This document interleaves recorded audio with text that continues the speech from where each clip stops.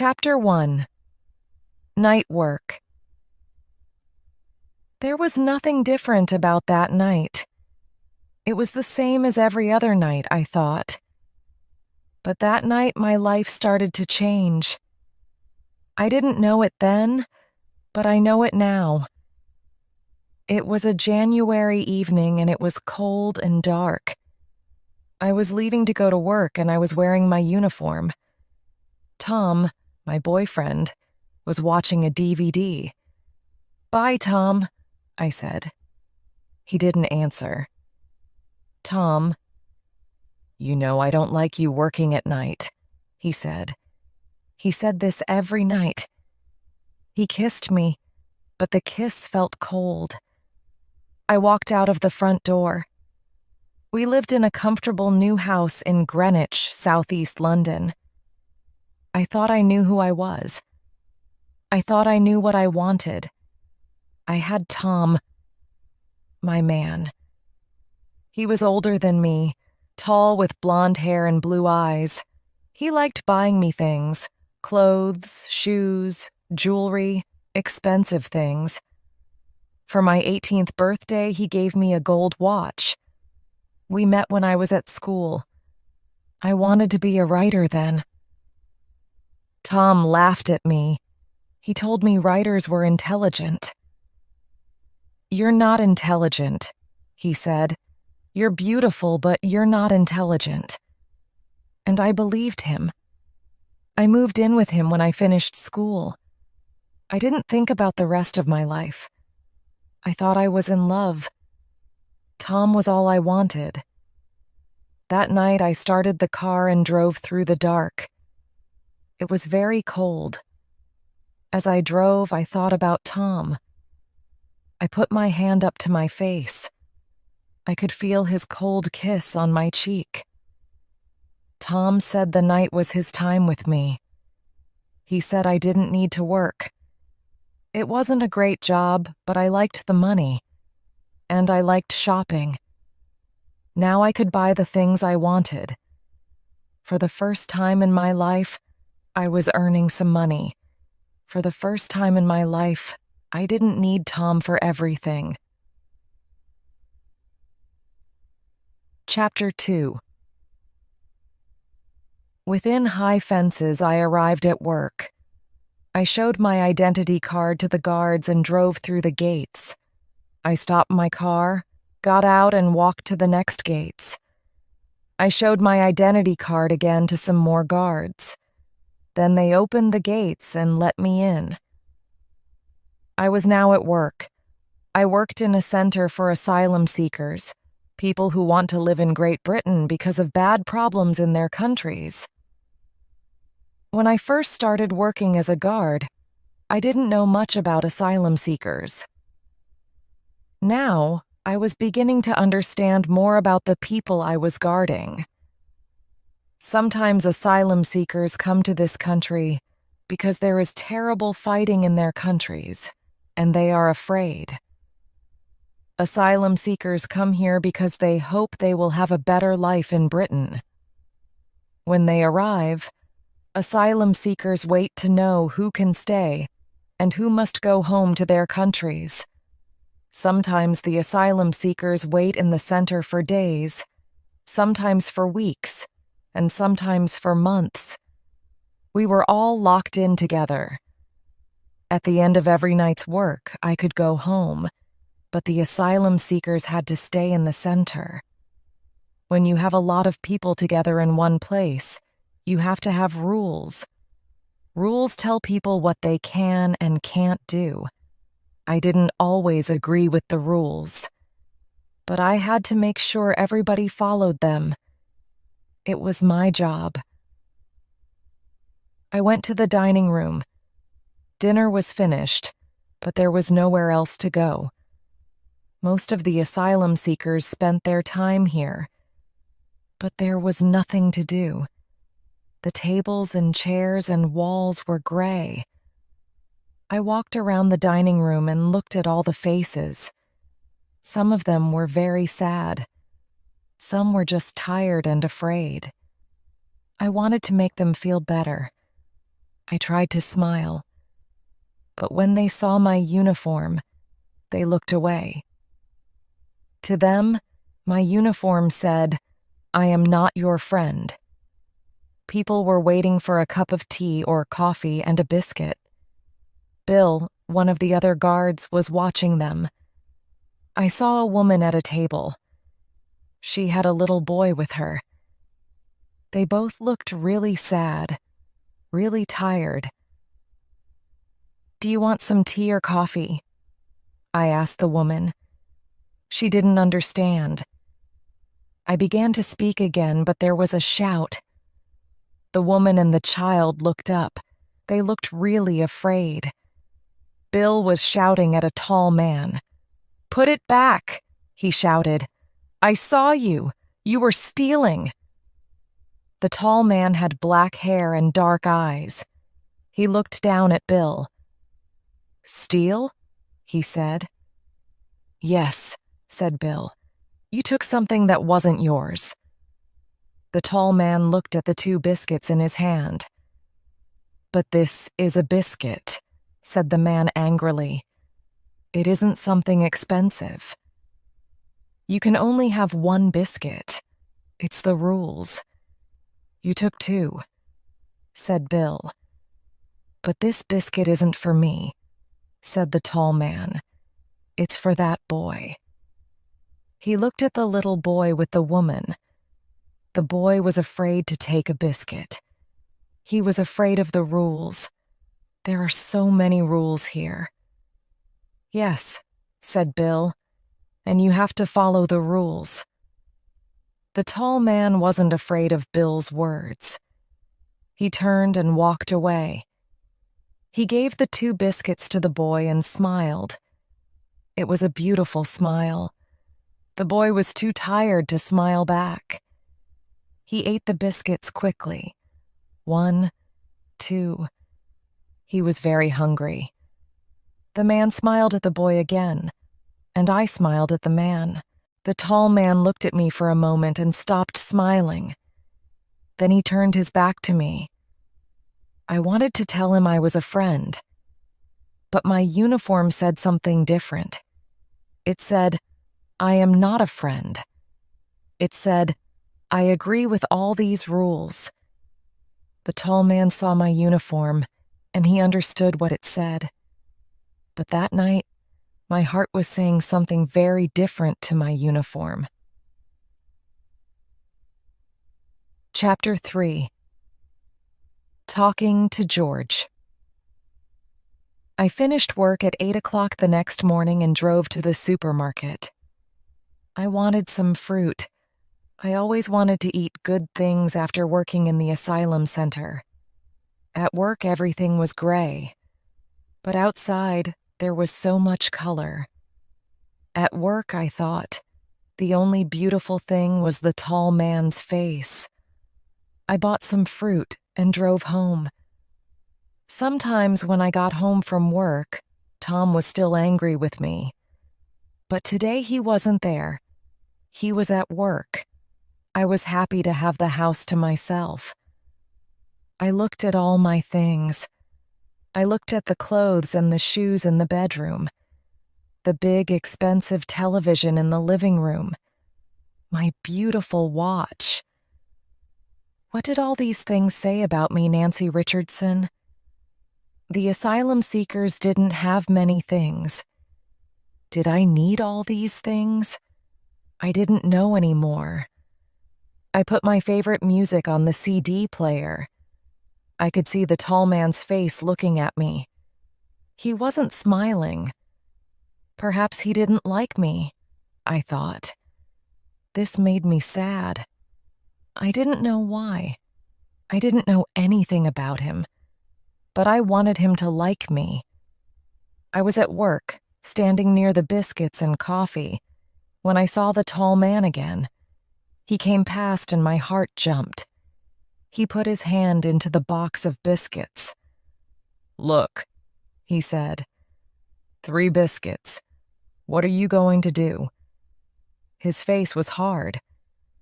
"There are rules here," I said. "We all have to follow them. So, what are you going to do? He said again. Nothing, I said. Not all guards shout at people, you know.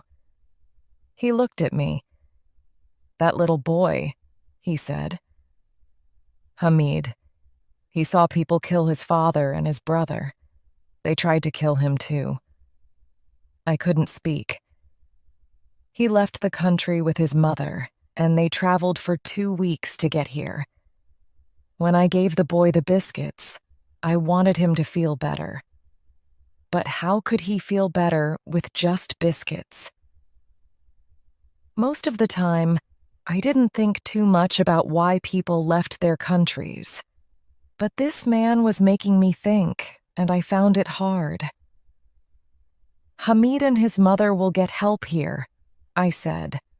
Lawyers will hear their story and help them. I hope so, he said. I couldn't stop looking at his face. It was a face that showed so many feelings all at once. It was angry, sad, and kind, all at the same time. I wanted to know more about this man. And you, I said quietly. Why are you here? He didn't speak for a minute. He just looked at me carefully.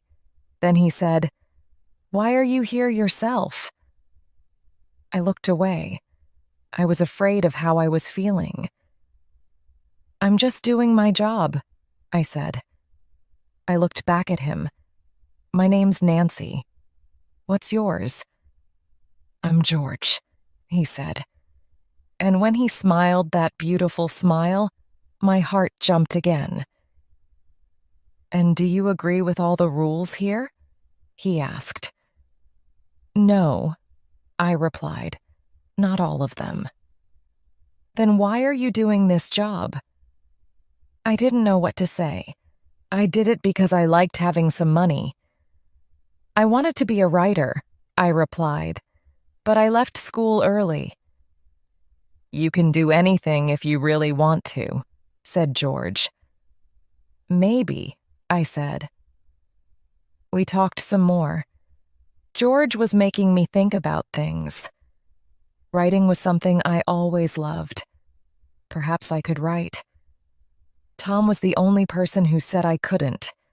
I was changing, and there was nothing Tom or I could do about it. Chapter 4. The Dinner Party. It was Friday night. I wasn't working. Tom and I were going for dinner at my best friend Harriet's house. Harriet and I were old friends from school. We saw each other every week. Harriet lived with her boyfriend, Steve. They were getting married in April in Scotland. I put on a red dress and my favorite shoes. You look beautiful, said Tom. He tried to kiss me, but I moved away. Come here, he said, and he pulled me hard. Stop it, Tom, I said. Why don't you want to kiss me? He asked. I didn't reply. I felt angry when Tom was like this. We didn't talk again as we walked to Harriet and Steve's house. Hello, come in, said Harriet, opening the door. I went into the kitchen with Harriet. She was cooking. Harriet is a very good cook. After we left school, she studied to be a cook, and I moved in with Tom. In those days, I thought I was the lucky one. I had a man who earned good money, and I didn't have to work. Now I wasn't sure. Now I was learning that work can be important. Harriet knew me better than anyone. She looked at me. What's wrong, Nancy? She asked. You look different. What is it? I looked at her. Don't say I'm stupid, I said. It's about someone at work. At the center? Yes. A guard? She asked. No, I said. One of the asylum seekers? Yes, I really like him. Like? How? Harriet asked. I think about him all the time. But Nancy, you're with Tom. You and Tom love each other. What more do you want? I don't want more things, I said. The first time I saw this man, I needed him to like me. What's his name? She asked. George. And why did he come to this country? I don't know, I told her. I asked him, but he didn't say. Then what do you know about him? I looked at my best friend. Harriet, I said. I know that he's kind. I know he wants to help people. Sometimes you don't need to know a lot about someone. I know I like him. That's all. Harriet looked at me. I didn't say anything else. I didn't want to talk about George anymore. I didn't think Harriet really understood. So, is everything ready for the wedding? I asked. Nancy, said Harriet, just remember you love Tom. You live with Tom. You have a beautiful home and a good life. Don't lose it. Of course, Harriet was right. I had a beautiful home. I had Tom. But I didn't tell Harriet that Tom was often angry with me. How's the job? Steve asked me over dinner. I started. Why don't they close that center? Said Tom. One day the asylum seekers will all escape. Then we will have problems. Asylum seekers steal things. I thought about George, Bill, and the biscuits. Asylum seekers don't steal things, Tom, I said. Well, they come here and take our jobs, said Tom. Soon Nancy will say everyone can come into our country. Then there will be no jobs, no houses, and no hospital beds for us. Tom, said Harriet, what are you saying?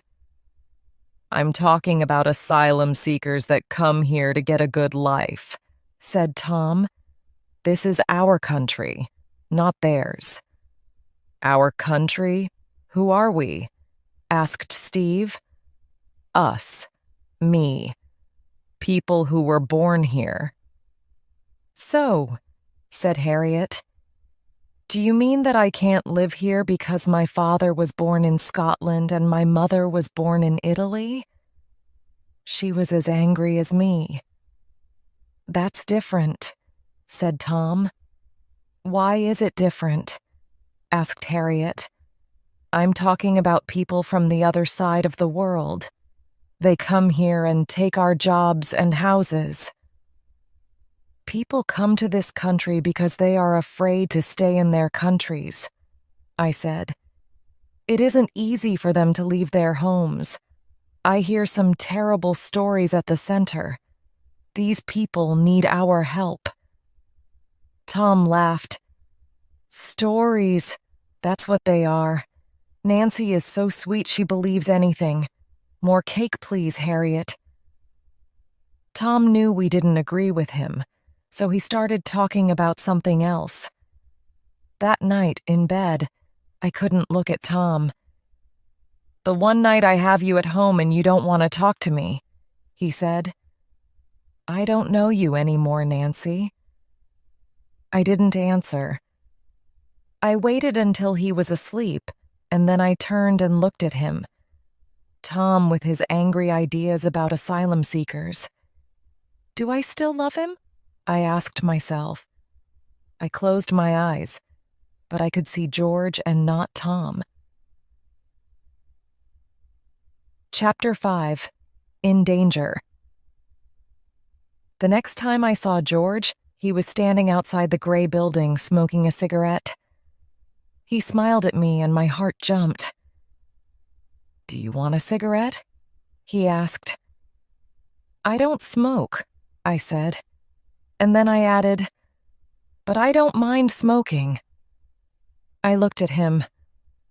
How are you? I asked. I'm okay, he replied. George, I said, why did you come here, to this country? I didn't think George wanted to talk about his past, but this time he answered me. In my country, I was in danger, he said. Danger? Why? I was a photojournalist, he said. I took some photos for the newspapers, but the police didn't like them. I took them because I wanted people to know what was happening in my country. What were the photos of? I asked. They were of soldiers hurting women and young children, but the police saw my photos and they came to find me. That's terrible, I said.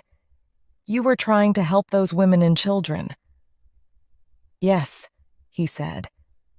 But the police didn't want people to know what was happening in our country. So what did they do to you? I asked. They locked me in a building and they hurt me. Look. He opened his shirt and showed me some terrible scars. Now you can see why I can't go home. I couldn't speak. When they let me go, I knew I couldn't work in my country anymore, George said. So you came here? It wasn't easy, he said. But I thought, when I get to England, I can show people my photos. People can see what is really happening in my country. But when I arrived, they brought me to this place. Now I'm locked up again. Only for a short time, I said. They brought you here to keep you safe. A lot of people don't like asylum seekers coming to our country. I thought of Tom. But there are lawyers who can help you. You tell them your story, and they will help you. Yes, he said. I hope so. But it's possible they will send me home again. People say it's hard to get asylum here. He put out his hand. Thank you for listening to me, he said. It helps to talk sometimes. I moved away. I have to go, George, I said quickly, and I left. Something was happening to me. I knew it. I wanted it to happen, but I was afraid. Really afraid. Chapter 6. Against the rules, I was not allowed to make friends with the asylum seekers. But when George saw me, he always came to talk to me. And I enjoyed talking to George. I tried to stop liking him, but I couldn't. One evening, I was in the dining room helping with the coffee. George was waiting for a drink. I talked to some people today, he said to me as he passed. I'm leaving the center tomorrow. My heart jumped. Are you staying in this country, or? I asked. I don't know. They're going to tell me tomorrow. I felt afraid for him. Suddenly, I decided to do something dangerous. When I started at the center, they told me never to give anyone my phone number or my address. They told me that I could lose my job. But I didn't want to lose George. I looked about. Nobody was watching. George, I said, here's my phone number. If you have problems, call me. Perhaps I can help you. I gave him a piece of paper. Thank you, he said, and he put it quickly in his pocket. He walked away then, without another word. And the next time I went to work, George was not there. Chapter 7. A letter. After George left, I began to hate my life with Tom. Every Saturday we went shopping. We bought clothes, CDs, and DVDs. Once I liked shopping. Now when I looked at all the things in the shops, I felt ill. I thought about George all the time. Where was he? Was he okay? Why didn't he ring me? 10 days after George left the center, I arrived at work and there was a letter for me. I went to a corner of the dining room and opened it. Dear Nancy, I hope you get this. I wanted to write before, but I didn't know what to say. I can stay here for 6 months, maybe longer. I'm in East London. There are a lot of other asylum seekers here. Some of their stories are very sad. How are you? How's work? Are you writing any stories? Please write. George, I looked at the address at the top of the letter. George was in Hackney. He wasn't very far away from me. For the first time in 10 days, I smiled. Chapter 8. The Meeting. After I got his letter, I knew that I was falling in love with George. But how could I love him? I lived with Tom. I was a guard. George was an asylum seeker. I knew we couldn't be together. I had to forget about George. I read his letter many times, but I didn't write back. I wanted to write. But what could I say? A week later, I was at the supermarket when I got a text message on my phone. I'm in Greenwich. Can I see you? George. George was here. This time I replied without thinking. Today, 3 p.m., the bookshop coffee. Nancy. I knew it was wrong to meet George without telling Tom. I knew it was wrong to love him. But I couldn't stop myself. At 3 o'clock, I was sitting in the bookshop cafe. Nancy. I looked up. George, I said. He looked tired. How did you get here? I asked. I came by bus. I wanted to see you again, Nancy. He looked at me for a long time. You're different without your uniform, he said. Am I? I didn't know what else to say. You look nice, he said. I smiled. Are you working? I asked him. Not yet. I get a little money, but not much. I want to get a camera and take photos. I need to work. I'd like to see your photos, I said. Yes, he said. I think you will understand them. They are photos that show what's really happening to people. We talked for a long time. He told me about his life in East London. I told him a little about my life. Then he said, "What's the time? I have to be back by 5:30. I was wearing my gold watch. I looked at it. It's 4:30. That's a nice watch. Yes, I said, but I went red. Did George think I was very rich? Did someone buy it for you? It was Tom, I said quietly. Who is Tom? He asked. Tom is the man I live with. But I stopped. I wanted to tell George that I didn't love Tom anymore. I knew I was falling in love with him, but I didn't know what to say. Then George said it for me. Nancy, he said, I feel there is something happening between us. Yes, I said. I need to know. Do you give your phone number to all the asylum seekers? No, I said. Just you, George. It was then he kissed me. It was then I knew I was leaving Tom. Chapter 9. Walking away, I left Tom on Monday. When he came home from work, I was waiting by the front door with my bags. What are you doing? Tom asked.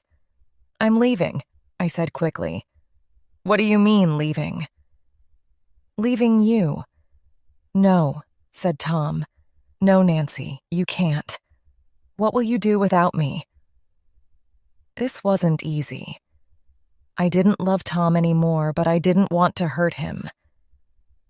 I'm sorry, Tom, I said. Things are different now. I can't stay with you." For a few seconds, he just looked at me. Then in a very quiet voice, he asked, "Is there another man?" I didn't answer him. I felt afraid. Tom was already angry. I didn't want to tell him about George. "Who is it? Tell me who it is." Tom was shouting at me. "I'm not going to tell you," I said. "Is it someone you met at that center?" he asked. "Is it? Tell me, Nancy." "Yes, it is," I said. "But I'm not leaving because of him. I'm leaving because I'm learning to think, Tom, to think for myself." "Who is he?" "He's called George," I said, "and I'm going to help him get asylum so he can stay in this country." Tom stared at me. "He's an asylum seeker?" "Yes." "And you are going to live with him?" "No, Tom." "I don't know. Perhaps one day." Tom laughed. "You are stupid, Nancy," he said. "I can't believe how stupid you are. This asylum seeker just wants your money and your passport. You hear about people doing this all the time. You'll come back to me, I know you will." "No, Tom, never," I said. "I'm sorry, but I'm never coming back to live with you." Then I took my bags and walked away. Chapter 10. Never better. When I left Tom, I was also leaving a comfortable home, nice things, a car, and Tom's money. Now I had to find somewhere to live. I didn't earn a lot of money in my job. I had to find somewhere cheap. I stayed with Harriet for a few days, and she helped me find somewhere to live. It was in a small flat in a house not far away. I was happy to see it was a little nearer to George in Hackney. A week later, I moved in. Harriet came to see me. "I brought you some cakes," she said. She looked around. "Are you sure you're going to be okay here? It's so small." "Yes," I said. "It is small, but I don't want a big house anymore. I want to change. I'm going to do something with my life." "Don't change too much, Nancy. I like you as you are." "Oh, Harriet," I said. I put my arms around her. Harriet's wedding was in a few weeks, and I knew she wanted me to be there. But I couldn't go. Not now. It was too difficult. "Harriet," I said, "I'm really sorry, but I can't come to your wedding now. People won't talk to me. They won't understand why I left Tom." "It's my wedding, Nancy," said Harriet. "You have to come." "Will Tom be there?" I asked. "I don't know," said Harriet. "He's still very angry. He says you're stupid. He says you're with someone who just wants your money and a passport." I laughed. "But I haven't got much money," I said. There was a sound at the door. "This is George now," I said. "Please stay, Harriet. I want you to meet him." I opened the door and George came in. He looked at me, then at Harriet, then at the cakes on the table. "Are you Harriet?" he asked. "Yes," she said. "How did you know?" "Those cakes. Nancy told me about her friend the cook." Harriet laughed, and I knew she liked George. "Please try and come to the wedding," said Harriet again as she left. "Okay, I'll try," I said. "You can bring George." I smiled. "Thank you, Harriet." "Bye, Nancy." After Harriet left, I went over to George and put my arms around him. "I'm happy that you met Harriet," I said. She liked you. Nancy, he replied, I'm afraid. Before you met me, you had all these friends. You had money. You had a big house and a garden. Wasn't that a better life for you? No, I said, because you weren't in it. I pulled George to me and we kissed. I was changing. I decided to become a writer. I wanted to leave the center and do something I believed in. Over the next few weeks, George came to see me every day. The flat was small and I didn't have much money, but I loved George and he loved me. We were happy and life was never better. Or that's what I thought. Chapter 11. Afraid it was a Friday evening in April. George and I were standing on the platform at the station. We were waiting for my train to Scotland. I was going to Harriet and Steve's wedding. Harriet told me that Tom was not going. She told me again that she wanted me there. So, I decided to go. When my train arrived, I kissed George goodbye. I love you, Nancy, he said. I love you, George, I told him.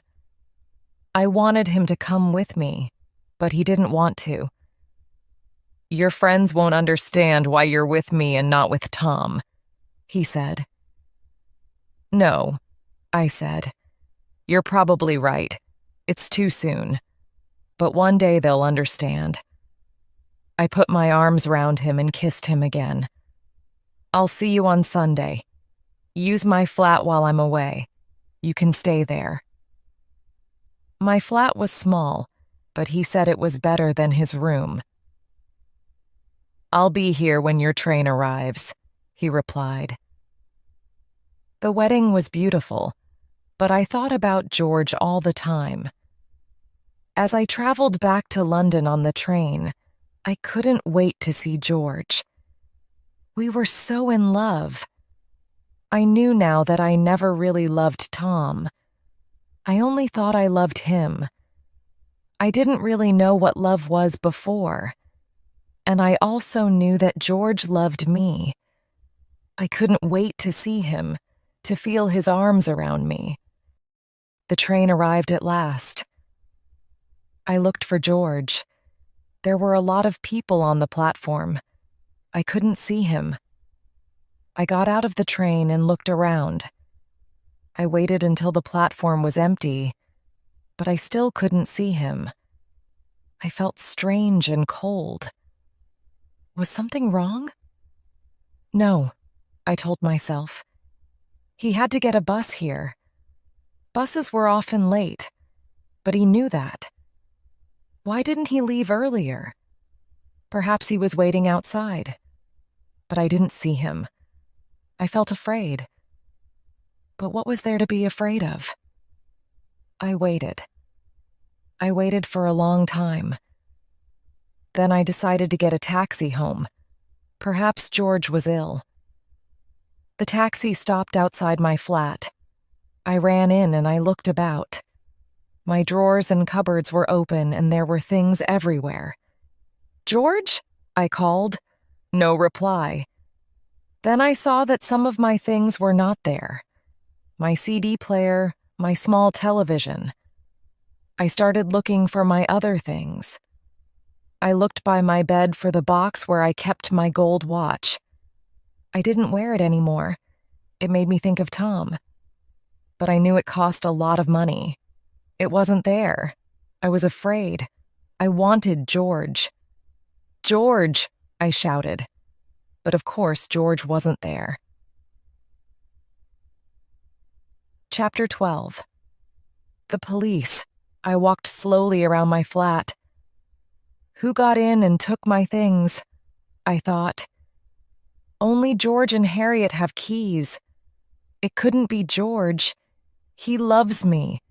But someone came into my flat while I was away. I began to feel afraid. I called the police. I didn't want to. but I didn't know what else to do. A policewoman came to see me. "Does anyone have a key?" she asked. "Only my best friend Harriet and George. Harriet's away and George is my boyfriend." "Have you been with him long?" "About 2 months." "Where did you meet?" she asked me.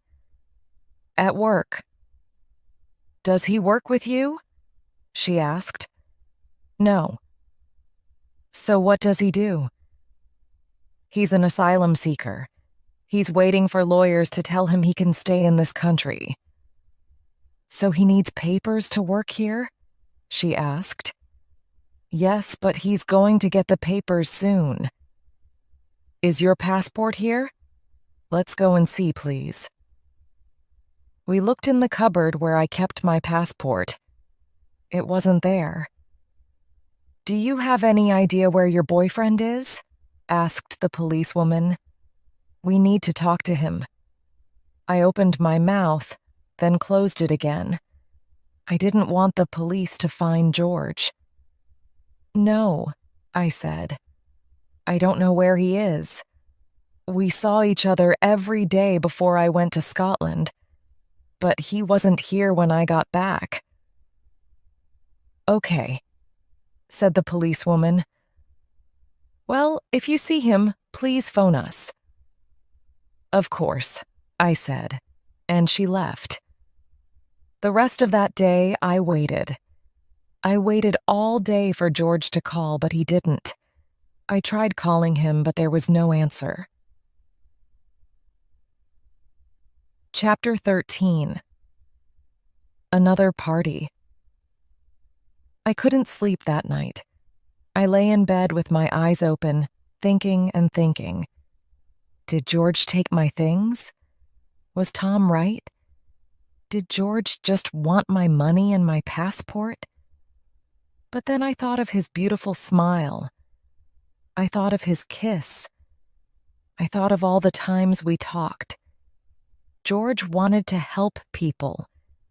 He wanted to make things better for people. George was not a thief. I knew he wasn't. At last I fell asleep at about 4 o'clock in the morning. The next few days were terrible. I went to work, and when I got home, I tried to phone George, but he didn't answer. Perhaps I could go to his flat, I thought. His address was at the top of the letter he sent me. But perhaps he doesn't want me to find him. On Friday evening, my phone rang. I answered it quickly. I thought it was George. "Hi, Nancy. It's Harriet. We're back from our holiday. It was wonderful. Paris is so beautiful."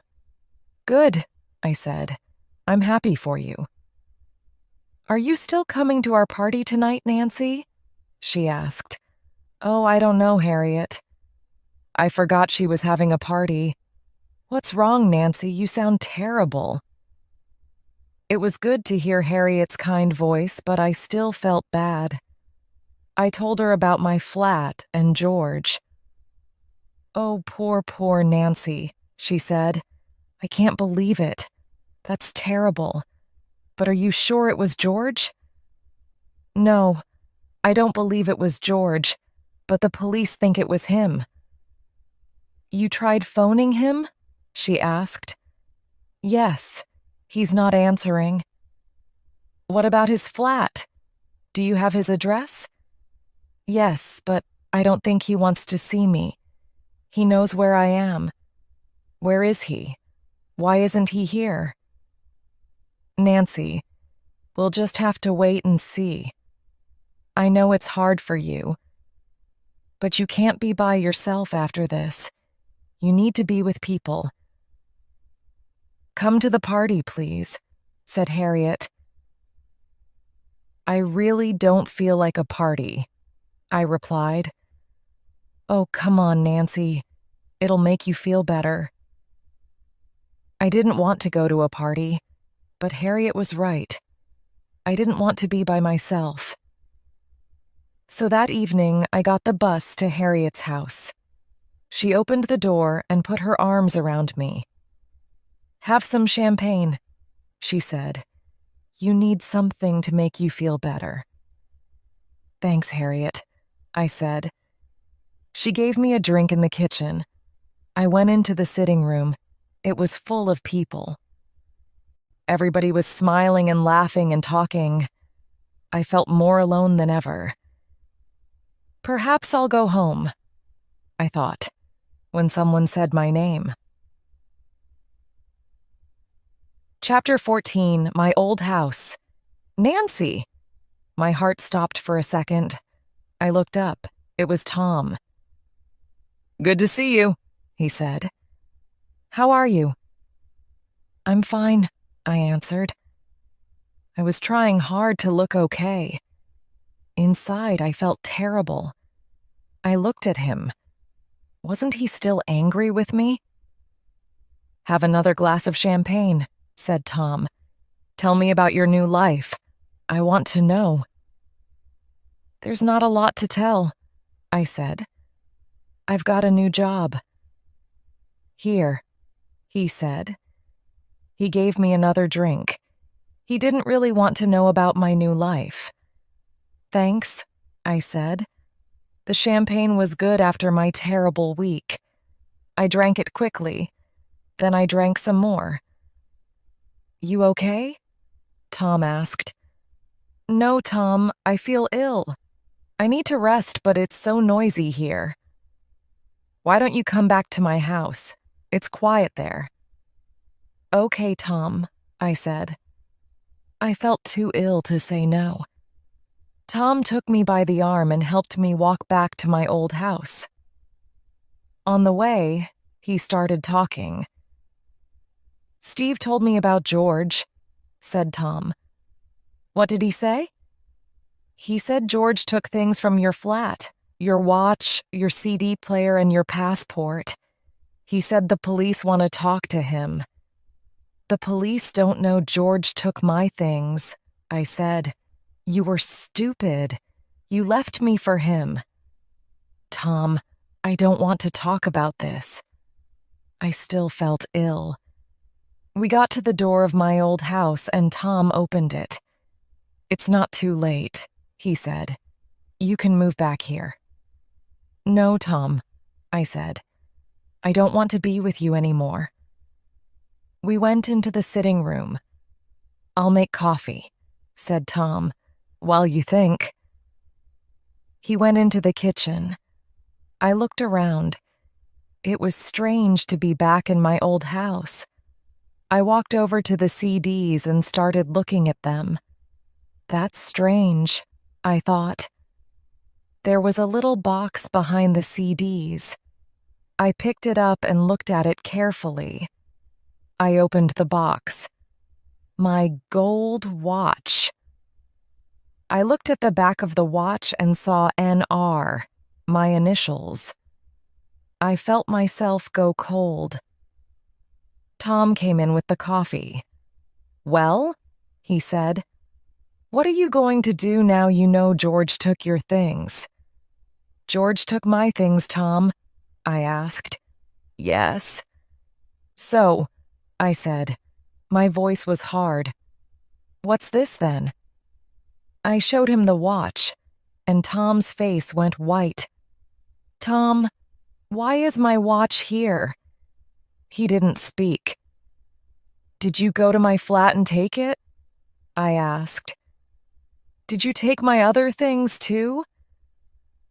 "Are you saying I steal things?" Tom asked. "No, I know you don't need my things. So why did you take them?" "Look, Nancy," he said coldly.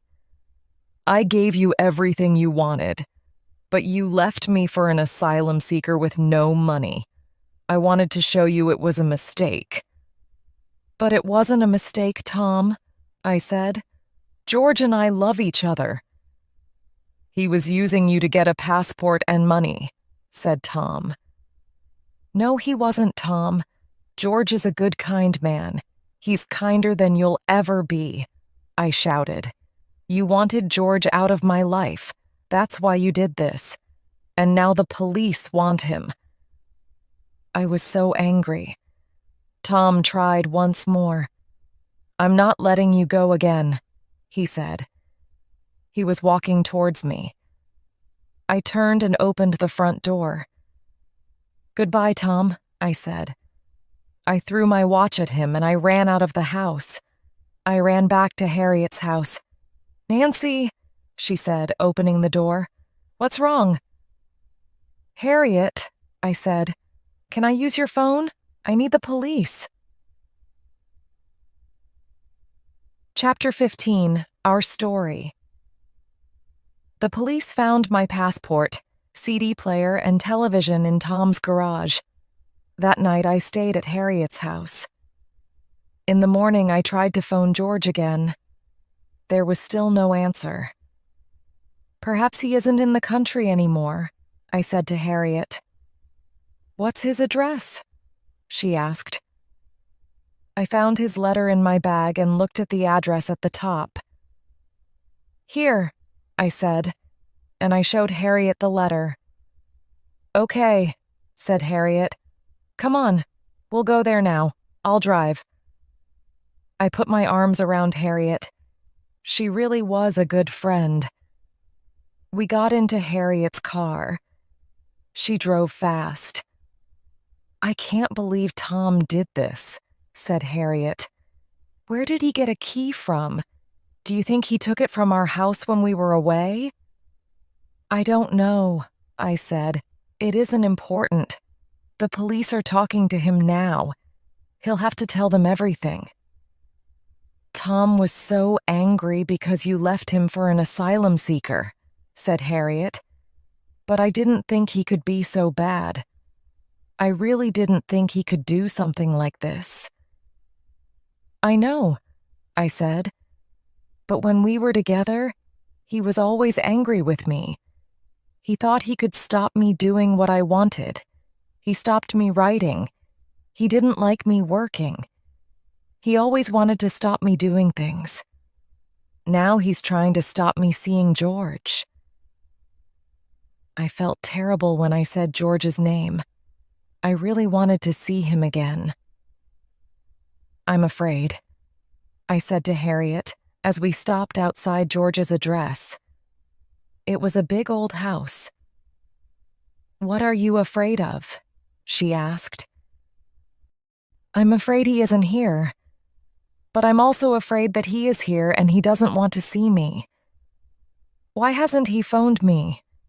Perhaps he doesn't want me anymore." I looked at Harriet.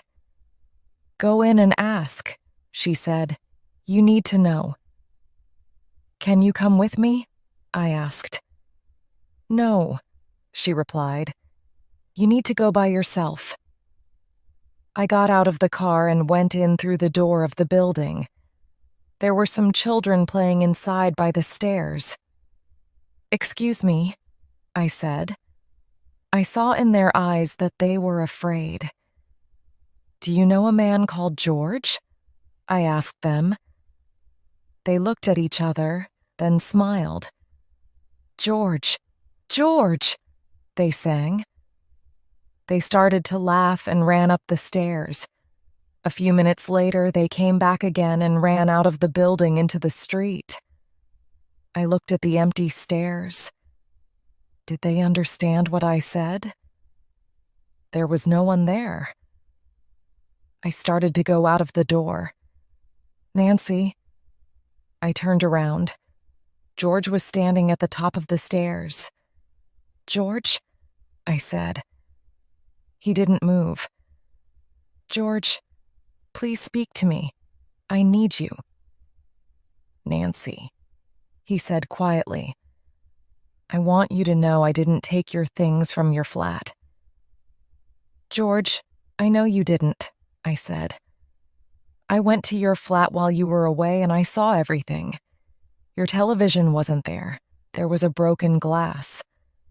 I thought, people will think I did this. I was afraid, Nancy."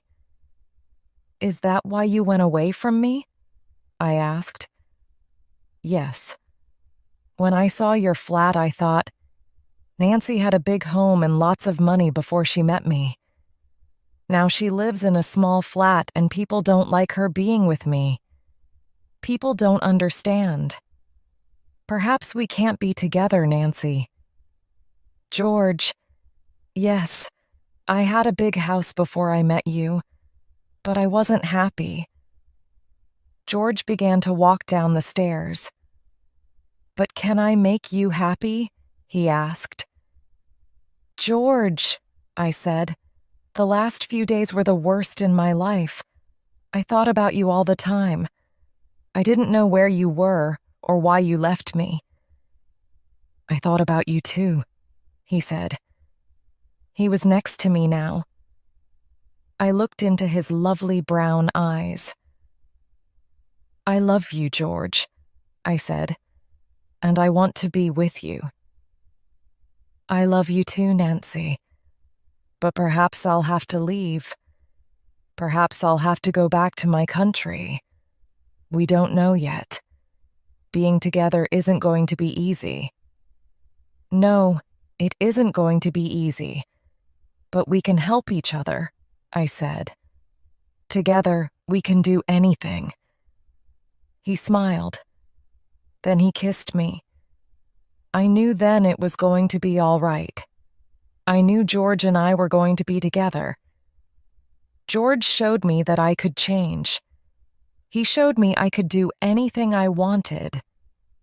That's why I decided to write our story.